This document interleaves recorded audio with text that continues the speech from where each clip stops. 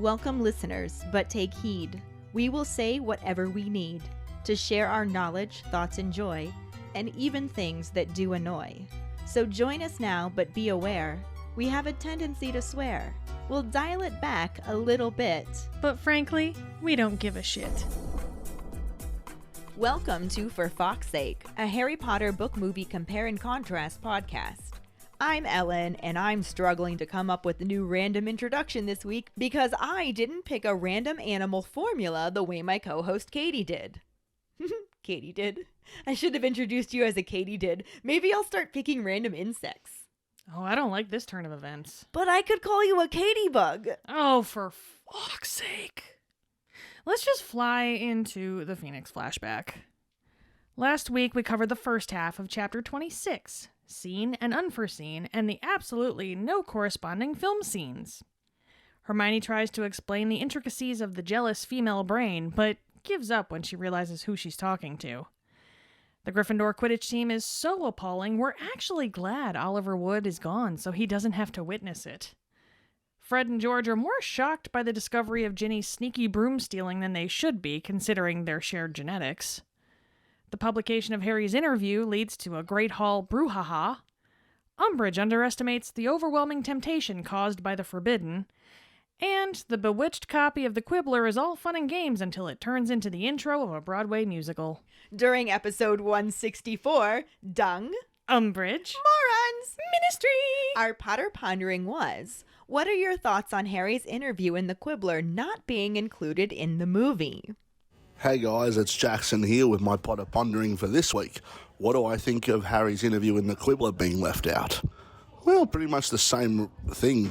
I wanted the interview there, I wanted to see what The Quibbler looks like, and I wanted to see Umbridge's reaction. God, we're getting so built in these movies. Honestly. Yeah, that's it from me. Short and sweet. Hi, Ellen and Katie. This is actually with this week's Potter Pondering that I pretty much answered last week, but I'll say it again. How I feel about them leaving out Harry's interview in The Quibbler is angry. Not a little bit, but a lot. They were more concerned about making the movie bite-sized and digestible in an hour and 30 minutes of viewing time than inserting pivotal points to the story into the film. But hey, we got montages. They could have put that shit in the montage. They put in other random shit, even made up some shit that Umbridge was banning. Why they couldn't put this in there? It's pivotal to the story. It got the magical community on Harry and Dumbledore's side as much as they could. But hey, we just supposed to know what happened, which we did. Sorry if you didn't read the books. Glad you're listening to this podcast where you get all the information that you didn't get if you just watched the movies. God damn. Hello, this is Zach Thurston with my Potter Pondering. What I think of them leaving out Harry's interview with the Quibbler, I thought that was such a vital piece in story building in the book because obviously it really goes into detail about, the Death Eaters that were involved and, everything that Harry saw and how they just completely left that out of the movie. Really doesn't help build that story at all, especially with Umbridge, because I felt like him doing that behind Umbridge's back and how mad she got and her retaliation for him doing that without her notice from, banning him from Hogsmeade. And, it's just, there was a lot involved in that in the book. And I also thought it helped build kind of Luna's story as well. Her talking about how much money they made off of Harry's interview by selling it to the Daily Prophet and, the trip that her and her dad were going to take. So I just thought, definitely would have been a cool story building piece if they would have included that in the movie. So that's mine. Thank you. Hi, this is Jessica calling in my pondering for this week. And this goes along with what I talked about last week, so I'll try not to repeat myself too much. But the movie leaving out the Quibbler article completely waters down the control that the Ministry had over Hogwarts. Like, in the movie, obviously, it shows that there's so many more rules than what number they actually get to in the book, but you don't actually see just how much. I mean, there's the montage, but they were already controlling what the teachers could and could not discuss with their students and whether they could form clubs or groups, which is ridiculous. But now they were even controlling the news media that the students had access to. They were taking away their freedom of speech. There was no rule against Harry speaking about his experiences outside of school grounds, and yet he was punished for doing so and lost 50 house points and got detention for, like a week? Umbridge had way too much power over the lives of the students and teachers, and it was all because Fudge was a coward and refused to see what was right in front of him. He used Harry, Dumbledore, and Sirius as their scapegoats to all the problems, and it's despicable. I do love, though, how proud Hermione was of her plan and how stupid Umbridge was to think that banning the Quibbler would actually stop students from reading and discussing it. No one really cared about the Quibbler or really knew what it was or knew that Harry had done this article in it until she banned it and brought attention to the fact that there was something in that magazine that she did not want the students to see. What an idiot. Thank you so much for your responses. Our trivia question last week was, which decree in the book allows Umbridge to sack Trelawney? It was Educational Decree number 23, which gave her the power as High Inquisitor to check on all the teachers and make sure that they were up to scratch. Congratulations goes to Megan Slater. Woohoo! Now that I managed to get the episode posted at the correct time, it seems all is right in the world, and Megan answered first. Yep. Will this be the start of a new streak? We shall see. For now, let's dive into the second half of Chapter 26, Seen and Unforeseen, and the corresponding film scenes that we already talked about in a previous episode, since they took a very small portion of this chapter and included it in one of the movie's earlier montages. Chapter 26, Seen and Unforeseen, Part 2. Harry heads upstairs and finds his dormitory empty. He rests his head against the cool glass of the window to soothe his scar, then gets ready for bed feeling slightly sick, but rolls over and falls asleep immediately. He's standing in a dark room lit by candles and is clenching the back of the chair in front of him. His fingers look like large pale spiders against the dark velvet of the chair, beyond which is a kneeling man in black robes. In a high, cold, angry voice, Harry tells the robed man that it seems he has been badly advised. The kneeling man is trembling and begs for his pardon, and Harry calls him Rookwood, telling him that he doesn't blame him in that cold, cruel voice. He releases the chair and walks around to Rookwood, asking him if he's sure of his facts. Rookwood insists that he is, since he used to work in the department.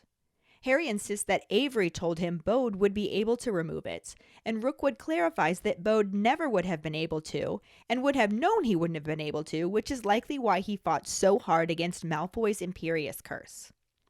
Harry tells Rookwood to stand up, and he quickly does, though only up to a halfway bow. Harry says that he has done well, but also acknowledges that he has wasted months on fruitless schemes, but they will start again, and he will need Rookwood's help. Rookwood agrees in relief and is dismissed, with the request that he send Avery to him. He scurries out, leaving Harry alone in the dark room. He turns toward a wall and sees an old cracked mirror and moves to it, his reflection growing larger and clearing as he approaches, showing a face wider than a skull with red eyes. Yelling, "No!" Harry flails around in bed, becoming entangled in his bed hangings, as a nearby voice also yells, asking what? Harry is terrified he's going to see the white skull-like face again, but then hears Ron's voice tell him to stop acting like a maniac so he can get him untangled. He asks Harry if someone has been attacked again, worrying about his dad and the snake, but Harry gasps in response that everyone's fine, though Avery is in trouble since Voldemort is extremely angry that he gave him the wrong information. He mentions that he's back on track now since Rookwood is helping him. Ron wonders what Harry is talking about, asking if he just saw you-know-who, and Harry explains that he was you-know-who and that he was with Rookwood, who just escaped Azkaban and learned that Bode couldn't have removed something and that Malfoy's dad had put him under the Imperious Curse to force him to. Ron and Harry both realize that it has got to be the weapon, but they can't continue talking freely since Dean and Seamus open the dormitory door and come in. Ron quietly asks Harry about being you-know-who and starts to say that he's got to tell someone, but Harry cuts him off to insist that he doesn't have to tell anyone since he wouldn't have seen it at all if he could do occlumency. He gets back into bed and turns his back to Ron. He feels his scar burn and knows that somewhere Avery is being punished. Harry and Ron wait until break the next morning to tell Hermione what happened so they can make sure they aren't overheard. Hermione figures that must be why they killed Bode, since whatever defensive spells are around the weapon must be what sent him to St. Mungo's. But since he was recovering, they couldn't let him get better and risk him telling anyone what actually happened. Harry starts talking about how Lucius Malfoy was hanging around the Ministry on the day of Harry's hearing, but Hermione interrupts him when she blurts out the name Sturgis. Ron is confused, and Hermione explains that Sturgis Podmore was arrested for trying to get through a door, and she thinks Lucius must have gotten to him too. Maybe he knew he was at the door under Moody's invisibility cloak and put the Imperious Curse on him then, so that they could force him to try and steal the weapon for Voldemort, and instead he got caught and sent to Azkaban. Hermione confirms with Harry that Rookwood has now told Voldemort how to get the weapon, and Harry tells her that that's what it sounded like. Hermione nods, then abruptly reminds Harry that he shouldn't have seen that at all, because he's supposed to be closing his mind. Harry insists that he knows, but before he can say anything else, Hermione tells him she thinks he should forget what he saw and put a bit more effort into occlumency. He doesn't talk to her for the rest of the day, which ends up being a pretty bad one, since everyone seems to be talking about the Scape Death Eaters or Gryffindor's disastrous performance in the Quidditch match, and Filch even has to ban "Weasley is our king" from being sung in the corridors. It doesn't get any better as the week progresses either. Harry gets 2 more D's in potions, Hagrid still might get sacked, and he can't stop himself from dwelling on the dream, though he also refuses to bring it up with Ron and Hermione again and really wishes he could talk to Sirius about it. Since he can't, he just pushes it to the back of his head, though thanks to occlumency lessons, that's no longer a secure place. A couple of weeks after the dream about Rookwood, he finds himself kneeling on the floor of Snape's office, trying to fight off a stream of memories, when Snape stops and asks Harry about a memory concerning a man kneeling in the middle of a darkened room. He wants to know how Harry knows about that man and that room, and Harry has to admit that he had a dream about them. Snape lowers his voice and asks Harry if he knows why they are there. When Harry responds that it's to learn occlumency, Snape expresses his frustration that he doesn't seem to have made any progress and wonders how many other dreams Harry has had of the Dark Lord. Harry lies that it was only that one, but Snape narrows his eyes and accuses him of enjoying the dreams, saying that they maybe make him feel special and important. Harry tries to deny this, and Snape coldly tells him that he isn't special or important, and it isn't his job to find out what the Dark Lord is saying to his Death Eaters. Before Harry can stop himself, he shoots back to Snape that no, that's his job. Snape agrees and tells him to start again. Harry screws up his face in concentration, and though he can see memories of 100 Dementors sweeping towards him across the lake, he can also see Snape growing clearer. He raises his wand and yells, "Protego!" It forces Snape's wand up and away from Harry, who is now being bombarded with memories that are not his own. A hooked-nosed man shouting at a cowering woman as a small dark-haired boy cries in the corner. A greasy-haired teenager sitting alone in a dark room using his wand to shoot down flies, and a girl laughing as a scrawny boy tries to mount a bucking broom. Snape yells, "Enough!" and Harry feels as though he's been pushed in the chest as he staggers backward and breaks something on the shelves behind him. Snape repairs the potion and tells Harry that that was certainly an improvement. He suggests they try again and they ready themselves, though Harry's mind is teeming with what he is sure are memories from Snape's childhood. He isn't able to clear his mind quickly enough, and when Snape again casts Legilimens, he finds himself hurtling along the corridor to the Department of Mysteries, and this time the door is open, and he makes it through it at last, now inside a black walled and floored circular room, lit with blue flamed candles. The walls are lined with more doors, and he isn't sure which one to take next. At the sound of Snape yelling his name, Harry opens his eyes and finds himself flat on his back with no idea how he got that way. Snape asks him for an explanation, but Harry doesn't know what happened since he's never seen that part of the department before. The potions master tells him that he isn't working hard enough, calling him lazy and sloppy. He starts to say something about the Dark Lord, but Harry interrupts him to ask him why he calls Voldemort the Dark Lord since he's only ever heard Death Eaters call him that.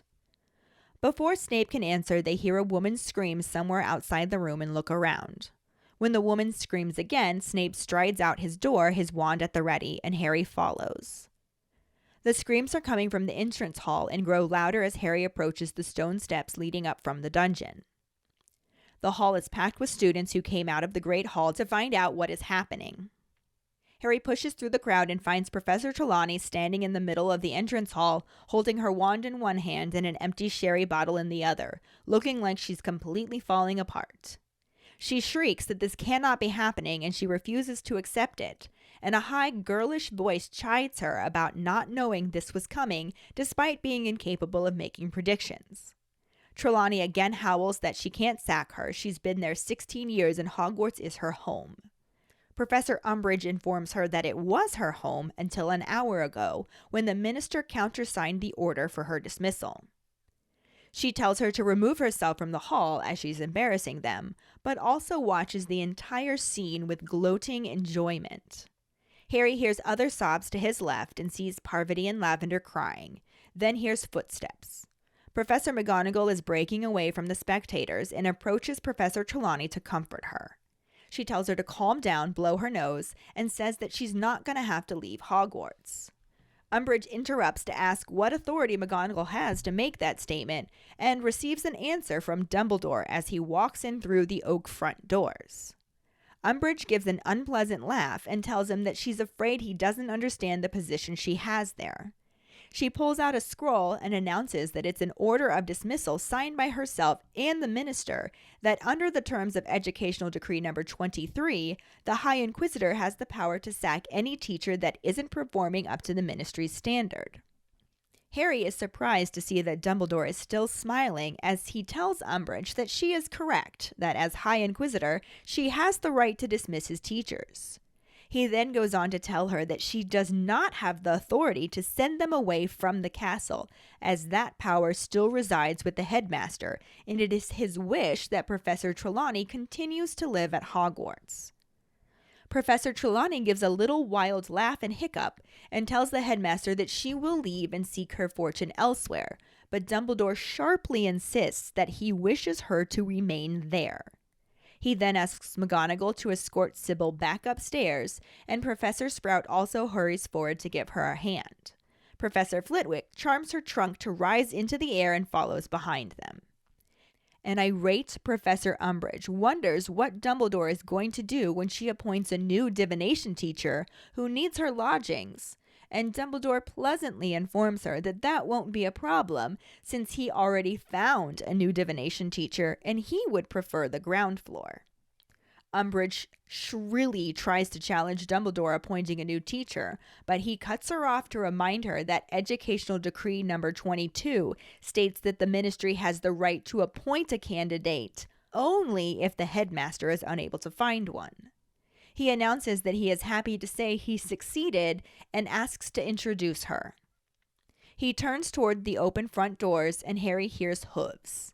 There is some shocked murmuring as people move out of the way to clear a path, and through the mist comes a figure that Harry has seen before in the Forbidden Forest.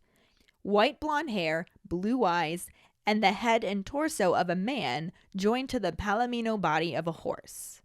Dumbledore tells Umbridge that this is Firenze, and he thinks she'll find him suitable.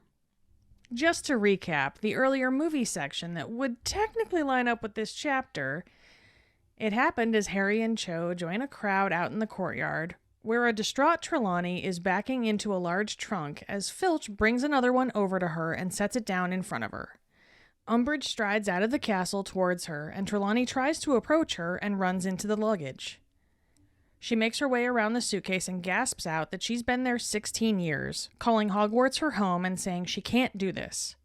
Umbridge holds up a piece of paper and insists that she can. As Trelawney begins to whimper, McGonagall rushes through the crowd of students to comfort her. Umbridge asks McGonagall if there is something she would like to say.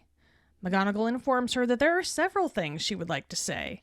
But before she can say any of them, the doors open and Dumbledore dramatically pauses in the open doorway before striding into the courtyard himself and asking Professor McGonagall to escort Sybil back inside. She thanks him profusely as they walk past him, and then Umbridge speaks up to begin to remind Dumbledore about Educational Decree number 23. The headmaster cuts her off to tell her that she has the right to dismiss his teachers, but she does not have the authority to banish them from the grounds. Umbridge confidently tells him, "For now," and Dumbledore glances around without responding before turning to walk back into the castle, yelling at the students about having studying to do. I just realized that it's actually Educational Decree 23 in the movie also. What? So this was before they just started making up decrees willy-nilly in the Yeah, movie. It started- actually lined up. Before they just started throwing numbers at a dartboard Right? and like, fuck it. Educational Decree number 7015. Harry's not allowed to breathe. Well, That's what I assume that one would be. if Umbridge could, she would have. So I think that this is pretty interesting because we already talked about how this was earlier in the thing because it got included in the montage. So at least it was included. It was in there. And it was very similar. Yeah. Significantly less detailed. But the minor changes that they did make, even though they weren't huge changes, they really affected the characters. Yeah. And I don't like it. We rarely do. I could get over them putting it early. Sure. I don't like that, but I can get over it. Yeah. There's going to be a couple of rants in this part, I think. We rant here? A little bit. And we invite others to also. We do. It's part of the fun. But this half of the book chapter starts off with Harry going upstairs to bed, his head starting to hurt from all of the attention from the day, I'm sure, and having to repeat his experiences, and then not to mention the fact that it's probably always hurting from occlumency. Mm-hmm. The hullabaloo, if you will. Yeah, so he literally presses his forehead against the window glass since it's cold outside and the glass is cold, and it makes his head feel better. Sometimes that's just heaven right there. Right? He's feeling slightly sick, but he gets in bed, rolls over, and falls asleep immediately, finding himself in a dark room lit by candles, looking down at this dude that's kneeling in front of him, mentions that his fingers look like large pale spiders. This is getting weirder and weirder. Right? And then in a high, cold voice, he tells the man that's kneeling that it seems he's been badly advised. The kneeling man starts to tremble. He is clearly scared out of his mind, starts begging for his pardon. Like you do. Harry refers to him as Rookwood and says he doesn't blame him. So that's got to be somewhat relieving. However, he says it in a very cold, cruel voice, so it's also probably not. I think that would be even more disconcerting if I was Rookwood, honestly. Yeah, probably.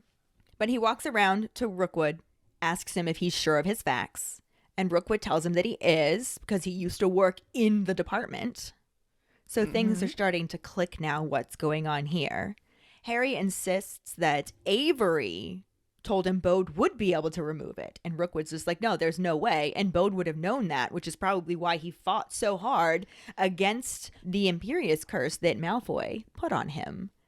Dun, dun, dun. You guys were learning stuff. So we definitely recognize the name Bode, Yes. especially as we know that he just died. From the Devil's Snare. Yes. And now we know the thing that put him in that situation had to have something to do with Lucius Malfoy, Nazi von Douchebag the First, putting the Imperious curse on him. Yep. Harry tells Rookwood to stand up. He does, I mean, you don't say no. but like not all the way. He's kind of hunched over, clearly afraid to look at him, doesn't want to show any sign of disrespect. He's probably also super fucked up from being in the band as long as he was. Yeah. This has all just got to be super intimidating, but at least him being in the band means he didn't betray Voldemort. True. So he probably has less to fear than some other people. Yeah, but he's still gonna cower. Certainly at this point, he has less to fear than Avery, who's now the one that's being blamed for giving him misinformation. Oh, Avery's fucked. Yup. Harry tells him that he's done well, but also throws in a little passive-aggressive comment about how he's wasted months for nothing. Because that's some bullshit. Yeah. Don't waste my time. Damn it. Then he says that they're going to start over, and he asks for Rookwood's help. Obviously, what else can you say? He agrees. Well, yeah. And he gets dismissed, but told to send Avery to him. So like we were saying, Avery is fucked. Avery gonna die. Or at least be very hurting. Oh, sir. Avery gonna wish he was dead if he's not already dead. Yeah. And after Rookwood leaves the room, Harry is alone in this dark room, and he just sort of starts looking around, catches a mirror, and walks towards it. And as he gets close enough to see his reflection in it, he sees that skull white face with the red eyes with the slits for pupils and wakes up screaming. On one hand, okay, yes, I get the waking up screaming. On the other hand, could you really not figure out from context clues who you were, Harry? Right? Like, I mean...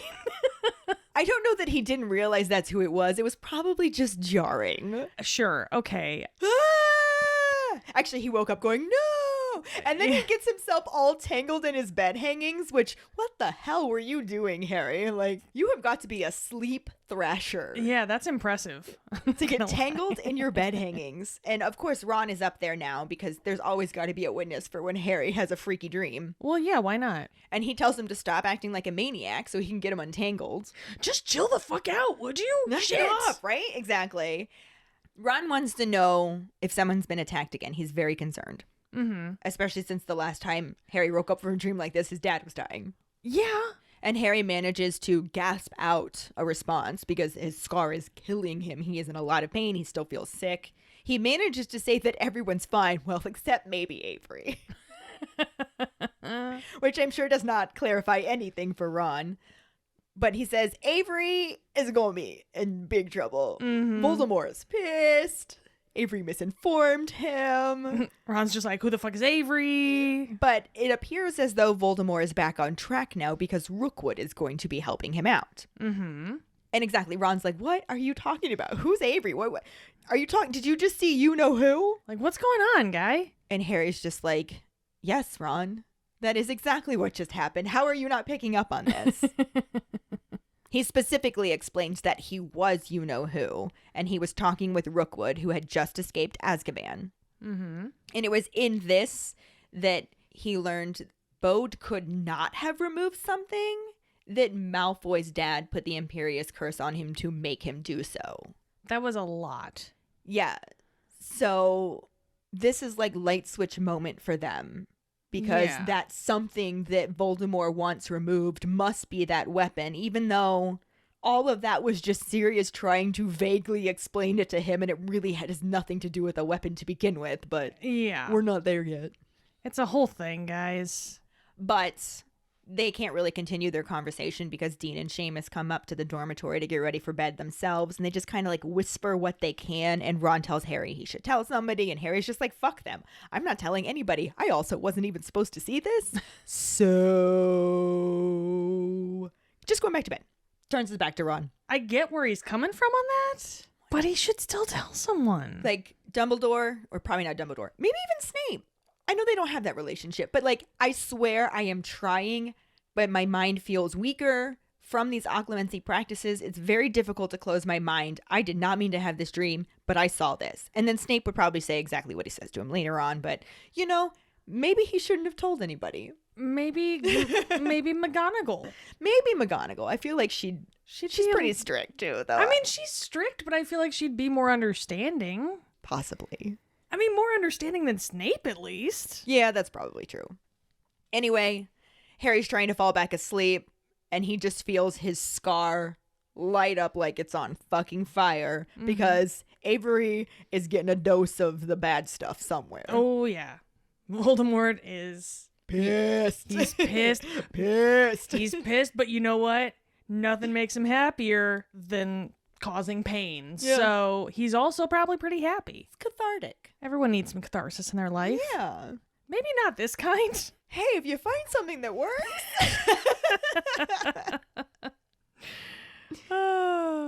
Awkward. The For Fawkes' Sake podcast does not in any way condone violence. Anywho, They have to wait until their break the following morning so that they can tell Hermione without risking being overheard. They can't really talk in the classroom, definitely not during breakfast. There's just too many people around. Oh, yeah. Especially with the article, everyone's paying so much attention to Harry. I mean, too many looky-loos and whatnot. Oh my God, you know that they're listening to every single conversation that he has in just the hopes of hearing something else to talk about. Yeah. And then there's Hermione being Hermione, who immediately clicks that this is why they killed Bode. Mm-hmm. Whatever defensive spells were surrounding the weapon have to be what sent him to St. Mungo's. Yeah. Especially now knowing that he fought so hard not to touch it. Mm-hmm. There has to have been something that was protecting the item. And we will learn more about that later. There was more than just like, oh, I shouldn't be doing this. Right. It was like, no. And the moment that he did touch it, it broke the Imperious Curse. Yeah. So, yes, he was all like mentally woo when he went to St. Mungo's, but the healers said he was getting better and they could not risk that happening because he would not be under the Imperious Curse at that point. If And he he'd remember. regained the ability to speak, he could be like, Malfoy did it. Yeah. He could point the fingers and we got to get rid of those fingers, man. Yep. And they did. They certainly And did. then some. This starts a discussion between them about Nazi von Douchebag the First hanging around the ministry and how he could have used any opportunity to sneak drop the Imperious Curse on somebody that works there. Well, yeah, sure, because he's always being a creeper and just like there. And, Yeah, like, and Harry even remembers that he was there the day of his hearing. And he thought that that was to spy on Harry's hearing and see what the outcome was immediately. Yeah. But maybe he was there for more nefarious reasons. Right? I mean, who's to say that wasn't a little side trip for him, but... Because we also know that Harry saw Bode in the elevator. So something could have happened then. Yeah. It could have been going on for all that time, playing the long game. And he pretended like he was trying to meet up with the minister and find out about Harry's hearing as a cover story. True. I'm thinking that's plausible. It is. Hermione, however, isn't really fully listening to Harry. What? Because she's just lost in her own thoughts and all of a sudden goes, Sturgis!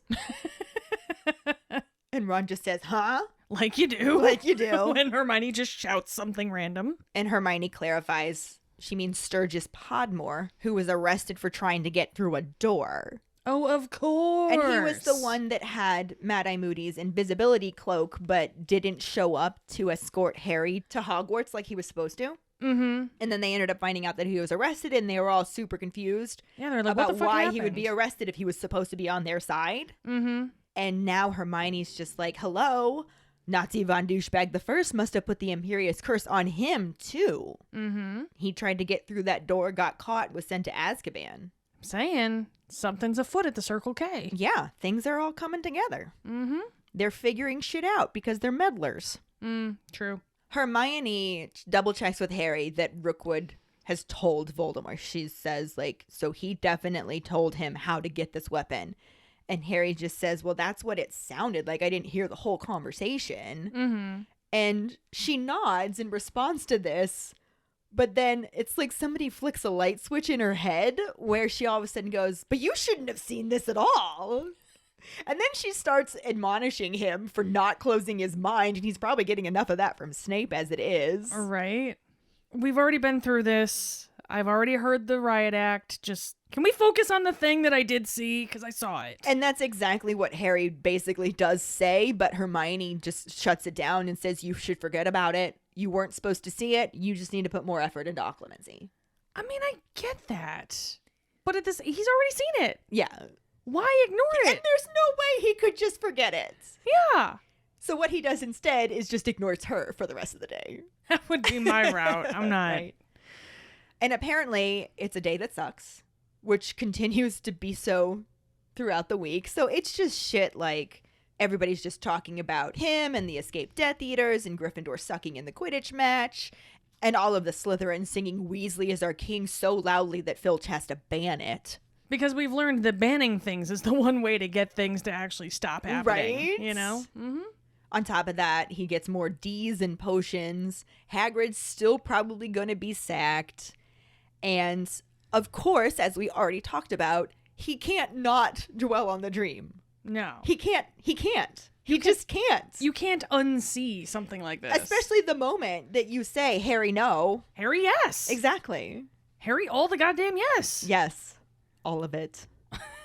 Since he's not talking to Hermione at this point, I mean, throughout the week, I'm sure they start talking again, but now he doesn't really want to bring up the dream at all and get that re-lecture, which means he also can't really bring it up to Ron because, let's face it, we know that Ron sometimes goes and expresses his concern about Harry to Hermione. He keeps her in the loop. Well, yeah. I mean, not always. There are definitely things that I'm sure they can talk about that he doesn't report to Hermione, but when it comes to Harry doing Harry things. When it comes to Harry harrying, yes. Ron's gonna Ron. Ron's gonna Ron. Hermione's gonna Hermione. It's exactly how that works. I mean... Anyway, he can't talk about it with them. Mm-mm. He desperately wishes that he could talk about it with Sirius, but he can't send him a letter or anything. Nope. So he just tries to push it to the back of his mind, which still is him thinking about it, but not on the forefront. Right. But that doesn't do him any good either, because the back of his mind is not a safe place, having occlumency lessons. No. Anything in the back of his mind is just going to be pulled right out of him. I say it's fair fucking game. Which is exactly what does happen when he's in occlumency with Snape. Mm-hmm. He's just, wash of a stream of memories. And Snape actually stops bombarding him with them on his own when he sees that one and just wants to know why the fuck that man in that room is in Harry's head. Mm-hmm. Like, what's going on here, guy? Hold up. We need to take a break because I need to know Why do you know this? Yeah. You are not supposed to know this. This is not supposed to be your memory. Yeah. Like, bro, did you harry again? Because I think you harried again. Harry totally harried again. Harry definitely harried again. And Snape knows it because Snape is snaping. And why is this my favorite thing ever now? there's no other way to say it. It's right? just Snape is snaping. And Harry is harrying, and Harry has to admit that he was harrying. Yeah. And says that he had a dream, Mm-hmm. which makes Snape do that Snape thing. Snape is snaping, yeah. Where he lowers his voice and says, "Do you know why we are here, Potter?" At least I imagine that's how it happened. That took so long. I forgot what we were talking about. Do you know why we're Do you here? know why we're here? Not anymore. No, because you took forever to say that. I did last week, but... No, Harry knows what's going on. Tells him that he's there to learn occlumency. And Snape's like, then why the fuck are you not making any progress? Yeah. How many other dreams have you had of the Dark Lord? Harry literally tries to tell him that it was just that one. It was not just that one. It was not just that one. It's Snape never knows just that it's not just that one. It's never just that one. Narrows his eyes and accuses him of enjoying the dreams, thinking that they make him feel special. Did they make you feel special and important, Potter? Ew. And Harry's like, no, I don't feel special. He's like, good, because you're not special. Wow. Sir. He's like, it's not your job to find out what the Dark Lord is saying to his Death Eaters. And Harry's just like, you're right, it's not my job, it's your job. Yeah, where were you on that one, dipshit? To which Snape says, you're right, it is my job. Should we get back to work? Oh, this is just... A recipe for disaster is what this is. This is a recipe for entertaining television. That's Yes. what this is. Except that we didn't get this. No, we didn't, because... Grr. Oh my god, ew, David. So, because Snape suggests starting again, Harry actually has time to screw up his face in concentration. And he is again bombarded by a bunch of memories, starting with the Dementors gliding towards him over the lake. Even though he's seeing that and that's traumatizing as fuck, he can also still see Snape. That's progress. Yes. And Snape is getting clearer and clearer. So Harry raises his wand and shouts Protego. And shit's about to go down. What ends up happening is it forces Snape's wand up and away from Harry. And Harry is again bombarded by a bunch of memories, but this time they appear to be Snape's memories. He sees a hook-nosed man shouting at a cowering woman. Mm-hmm. There's a small dark-haired boy crying in the corner during this. Sure. Then a greasy-haired teenager who's sitting alone in a dark room, just shooting down flies with his wand. Like you do. Pleasant. Yeah. And then there's a girl laughing as a scrawny boy is trying to mount a bucking broom. Wonder who that guy is. Yeah. Doesn't specifically say, but I think we can Hermione this and figure out that these are, in fact, Snape's memories. I'm pretty sure I'm with you on that one, yeah. Especially since Snape yells enough and Harry actually feels like somebody just shoves him in the chest and he falls backwards and breaks a potion on the shelf behind him. So he's not happy that this happened. That's an understatement. It's another indication that this might be things that Snape didn't necessarily want Harry to see about him. No. Interesting point, though. Juliana just asked, is Snape using an unforgivable curse to shoot down the flies in those memories? Interesting. I was kind of wondering if maybe he was just stunning them and that's why they fell. Maybe. Or is that the beginning of his practicing his unforgivables? I mean, he's still a child at that point, so I don't know. But it is possible that he was. It is. I mean, he still has the trace on him. I guess he could have been 17, but it just said teenager. So I would assume he'd still have the trace on him and they would then know that somebody in that house was doing an unforgivable curse. Theoretically. But he could get away with stunning. True. Because it's still a magical house. So Yeah. it's... let's go with stunning. Yeah. So even though he's pretty angry that Harry has now seen his memories. Understandably. He also just repairs the potion that broke and tells Harry that was definitely an improvement, which is damn near a compliment. That is as close to a compliment as you're going to get. From Snape, absolutely. Snape, yeah. Because Snape's going Snape. Snape is going Snape. And, I mean, the fact that Harry refrained from being like, hey, where was your occlumency on that? Like... that says quite a bit, so... I mean, Harry's not Ravenclaw, but he's also not stupid. I mean... But then Harry is going to Harry. But he is going to sass. Yeah. Because Harry I'm is actually sass. a little disappointed that he didn't, but Right. maybe he just knew better. For Maybe. once. I don't know. Maybe he's just so shocked that he saw Snape's memories and doesn't know what to make of them. His sass just kind of got a little deflated. True. Maybe that's what happened. True. Snape wants him to try again, but this time Harry is too caught up with said memories Yeah. to prepare himself quick enough. So when he gets hit with legilimens for the third or fourth or however many times this evening, he just immediately goes into a memory of himself going down that corridor at the Department of Mysteries. But what's really crazy is this time the door is open and he goes through it. That hasn't happened before. It's never happened in a dream. This is not a memory that he should have. Yeah, this is new and different. So he finds himself in a room. It's a circular room. The walls are lined with even more doors and he doesn't know where to go next. And he's standing in this room looking at the doors, just shocked because this is a place he's been trying to get to for months. Yeah. And he's only brought out of it when Snape is yelling his name. When he opens his eyes, he realizes he's not standing in this circular room with all of the doors. He's actually lying flat on his back and has no idea how he got there. That would be a little concerning. Sure. Yeah, and when Snape asks him what happened, what was going on there, Harry has no idea. Because he has dreamed that department before, but he has never, ever made it through that door. So he does not know how he was able to see that. Snape's guess is as good as Harry's at this point. The only thing I can figure is that his mind was weakened enough that when Snape hit him with legilimens, it sent him to Voldemort's mind. Possibly. Because we know Voldemort got through the door last time. Yeah.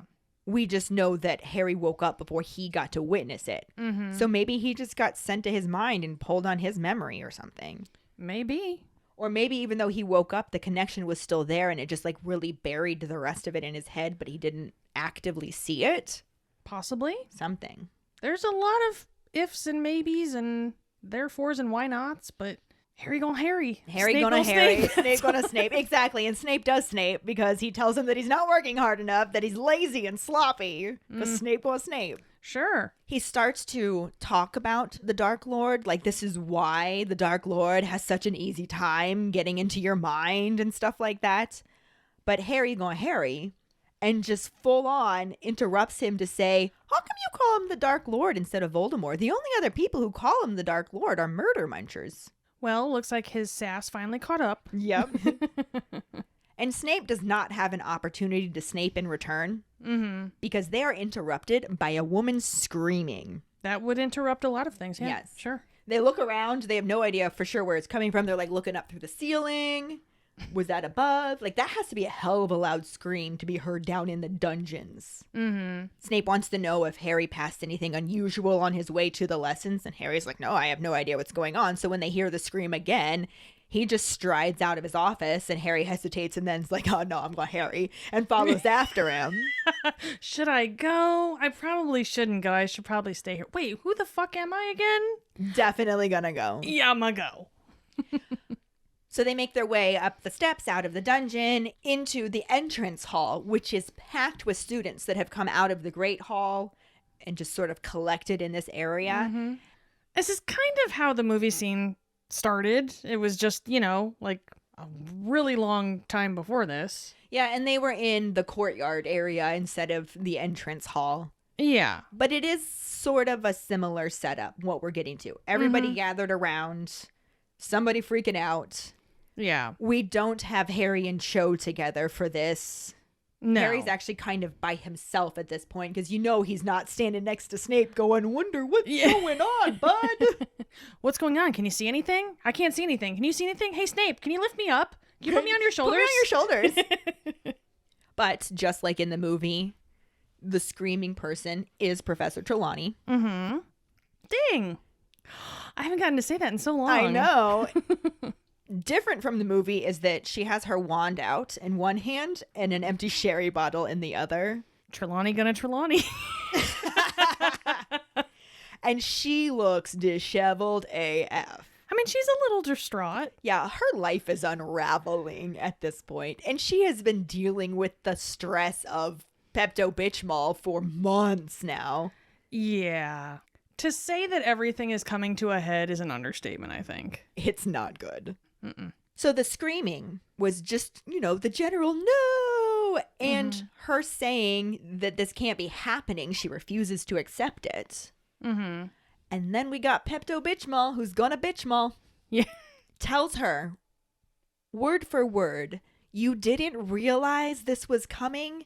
Incapable though you are of predicting even tomorrow's weather, you must surely have realized that your pitiful performance during my inspections and lack of any improvement would make it inevitable that you would be sacked.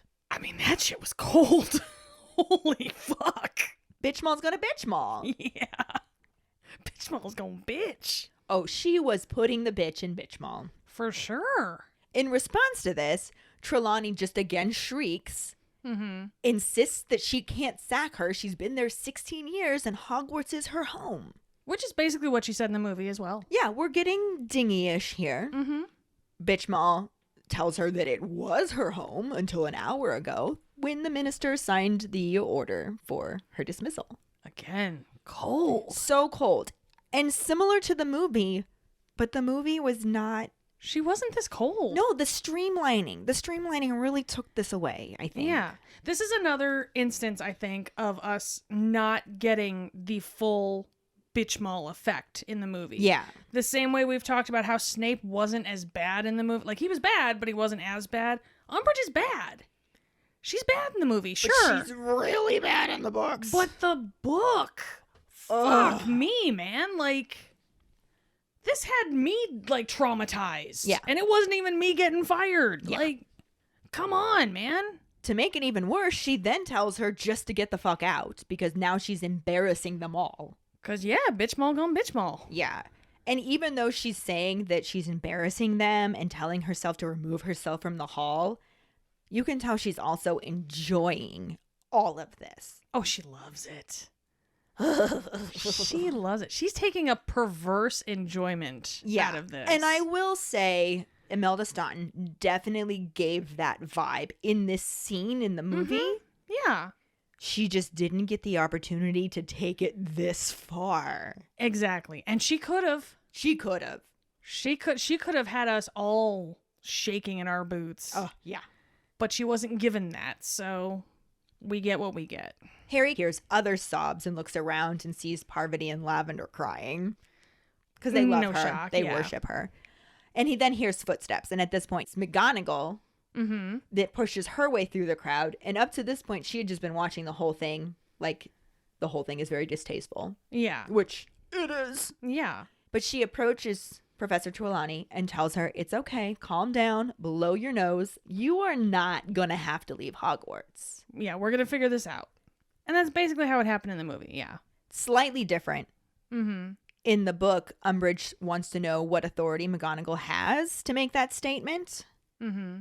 And instead of McGonagall answering that, this is when Dumbledore gets to make his grand entrance and says, that would be on my authority.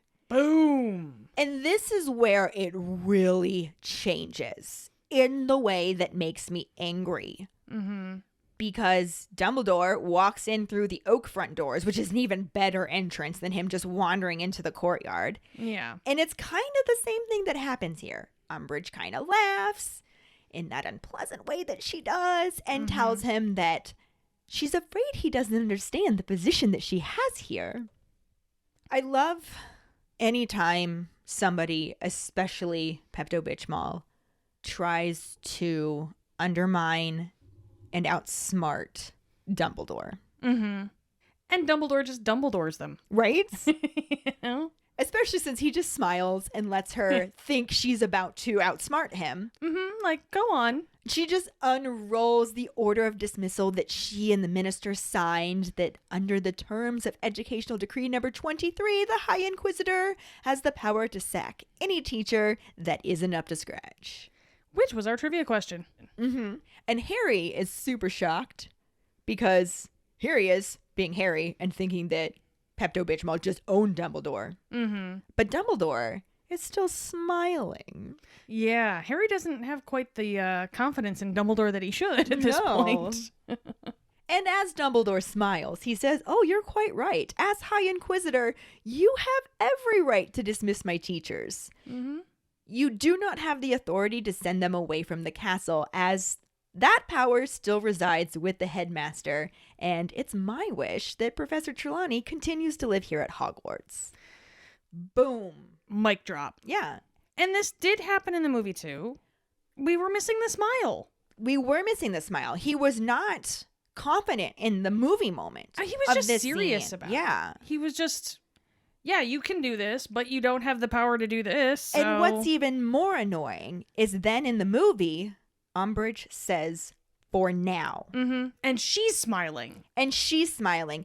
And Dumbledore says absolutely nothing back, just walks away and then yells at the students, which is so un-Dumbledore. The entire thing makes me incredibly irate. I think the thing that makes me the most angry about that is not only does he not say anything, he looks around like, oh, I'm just going to go. No. Like, and in this book chapter, Pepto-Bismol doesn't even come close to owning Dumbledore the way they made it look like she did in the movie.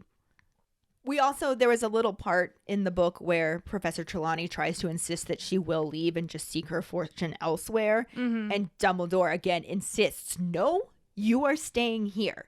And they didn't include that in the movie, and it is kind of important because of why he wants her to stay there, and we learned that later. Yeah.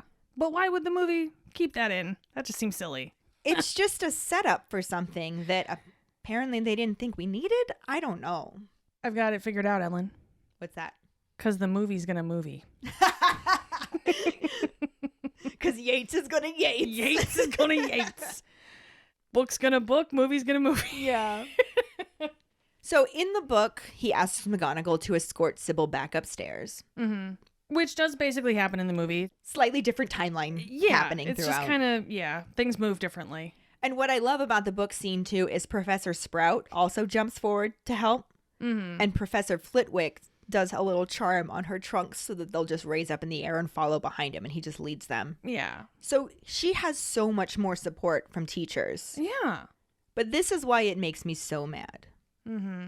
Because that's just the end of the movie scene. Yeah. It cuts off with Dumbledore yelling at the students, don't you all have work to do? And looking like Pepto-Bismol just fucking owned him. Yeah. He looks pissed off. But when you look at the chapter, Dumbledore won this round so hard because it's Pepto-Bismol who's pissed at him. Mm-hmm. Because he found the loophole. He's got the loophole. Yeah. He owned her, saying, no, you can't tell her she has to leave. I want her to stay here. So she's trying to argue back at him. She's super upset. Yeah. She's trying to win. Mm-hmm. And is just not as good at the game as Dumbledore is because her counterpoint is, what are you going to do when I appoint a new divination teacher and they need her lodgings? Seems like it might be a good point. Maybe. I mean, it's an interesting thought, sure. Until Dumbledore's. Right? And pleasantly informs her that he has already found a new divination teacher and this teacher would prefer to be on the ground floor. Wonder why he didn't say that in the movie. I don't even want to think about it. It's traumatizing that this didn't happen in the movie. I know. It's so bad. Beautiful on so many levels. And you know that Pepto-Bismol knows that she's losing this argument. Mm-hmm. Because her voice is getting higher.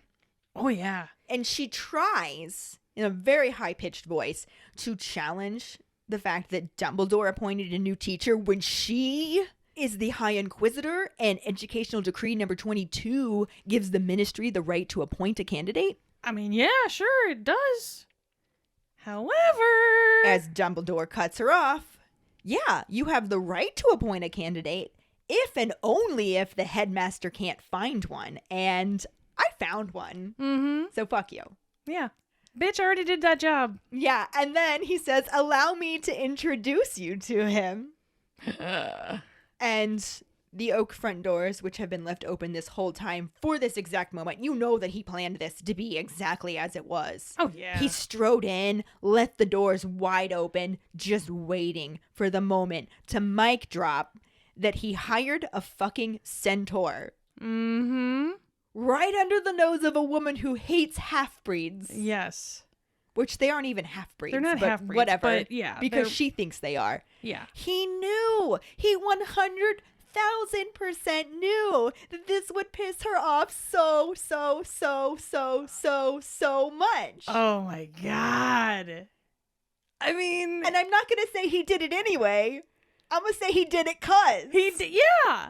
He didn't do it anyway. He did. That's why he did it. That was his entire logic behind it.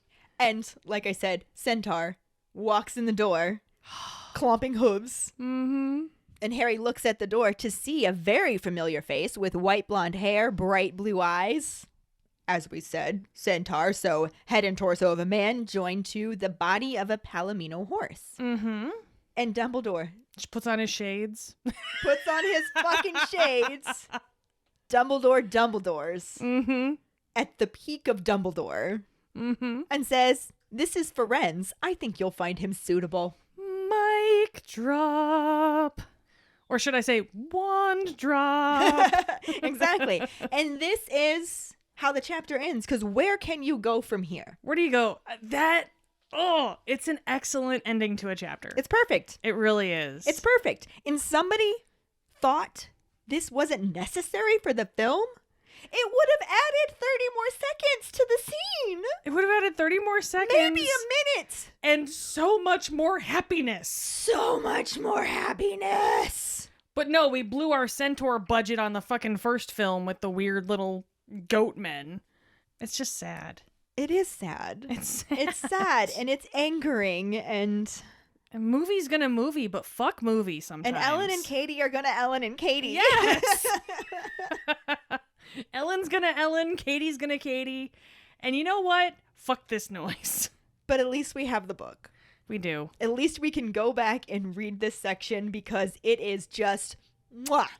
I mean, yes, we had movie scenes, but they're movie scenes we already talked about. We've already discussed everybody in them, so we didn't have any new people to talk about. Certainly not a certain centaur that should have been there. Should have been there. But no, we didn't. So, that being said, we're gonna move right on to our Potter Pondering. Which is, What are your thoughts on the changes of Trelawney's firing from book to movie and the fact that the movie left out the hiring of Ferenz? Find the post on our Facebook page and share your thoughts, or call us at 216-526-6792 and leave your response as a voicemail. Make sure you start off telling us your name and then go into your answer. Don't forget, you can also stitch your response on TikTok. We really look forward to reading, hearing, and seeing them. This will bring us to our sorting hat story, which is from Jennifer Aaron. She writes, I'm Ravenclaw. My wand is a redwood wand with a unicorn hair core, and my Patronus is a cat, which is very fitting. I didn't initially have an interest in reading the Harry Potter books as I was in high school when the first book was released. At that time, I was far too busy creating overexposed pictures of myself for my MySpace and wallowing in teenaged angst, which unfortunately carried over to college. Punk never dies! At any rate, my mom and sister read the books first and told me they both enjoyed them, so around my senior year of high school and freshman year of college, I dove in and was swept away. I distinctly remember having a bootlegged copy of The Deathly Hallows because I was unable to get a copy when it was released and I just couldn't wait to read it. As a scientist, it should come as no surprise that I was sorted into Ravenclaw. It's appropriate. Me and Luna being wise and weird, Ellen and I dressed up as Ginny, her, and Ron, me, when Harry Potter and the Half-Blood Prince came to theaters. I let Ellen part my hair down the middle and pin the rest back to make it look as much like Ron hair as possible. Oh, aside from the fact that my sister and I celebrated her 30th birthday by visiting the Wizarding World of Harry Potter in Florida. She also kicked me so hard on that trip I fell over in a hallway. Aren't siblings the best? Yeah. They are. Thank you so much for sharing your sorting hat story with us, Jennifer. And for everybody else, please enjoy the picture of her looking like Ron that I put into her sorting hat story post for the day after. Yes, thank you very much. And thank you for that, Ellen. It's pretty fantastic. She does a really good Ron face. And if any of you other keepers out there listening would like us to read your sorting hat story on a future episode, you can email it to us at forfawkesakepodcast@gmail.com. Let us know your house, wand, Patronus, how you got into Harry Potter, and anything else you might want to share with us. Or you can message it to us over social media. This week's trivia question is, what is Harry teaching the DA when Seamus comes to his first meeting? The first one who responds with a correct answer and the code word, #DefinitelySomethingHarry, will get a sticker. Another way to get a sticker is to rate and review us through iTunes or Facebook. Make sure to email us at forfawkesakepodcast@gmail.com to let us know you did, and we will get back to you to figure out which sticker you want and where to send it. Don't forget to find us and follow us on Facebook, Twitter, and Instagram at FawkesAkePod. Following us on Podbean at fawkesakepod.podbean.com will get you the episode as early as possible and give you a leg up in answering the trivia question. You can also go to our website at forfawkesakepodcast.com to check out our For Fawkes Sake and Harry Potter related merchandise for sale. Don't forget to subscribe to our YouTube channel where we post our weekly podcast episodes, cooking show episodes, vlogs, bloopers, and other random videos. If you would like to support us as a patron, you can sign up on patreon.com/FawkesSakePod. $2 and up a month will get you some awesome perks like For Fawkes Sake swag, access to patron-only Facebook groups, chats, our Discord channel, virtual hangouts, and more. As always, any support you can give is greatly appreciated, even if it's just telling your Harry Potter friends about us. And if you don't have any Harry Potter friends, there's another reason to join our Patreon, because you will meet some of the best Harry Potter people ever. I mean, just the best people ever, really. There's that too. Period. End of sentence. And join us next week when we talk about the first half of Chapter 27, the Centaur and the Sneak, and the sort of corresponding film scenes. Thanks for listening. We hope you hear us again. I'm Katie. I'm Ellen. And in the meantime... keep calm and Harry on! Oh, for fuck's sake.